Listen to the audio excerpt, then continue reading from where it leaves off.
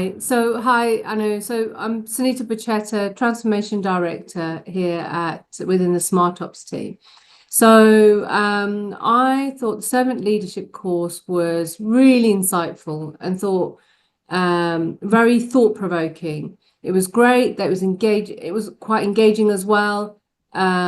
Courses like this really transform our approach to leadership by emphasizing the importance of serving others. Yeah, I think vision and foresight, having a clear vision for the future and the ability to anticipate and prepare for challenges. I think that would be my main takeaway from this. Yeah, so there's a lot we learned on the course. So, it's a combination of self-reflection, setting some clear goals, leading by example, empowering the team, which I think is very important, fostering and collaborating, creating that collaborative environment, ensuring that regular feedback, and of course, most importantly, that continuous learning and improvement.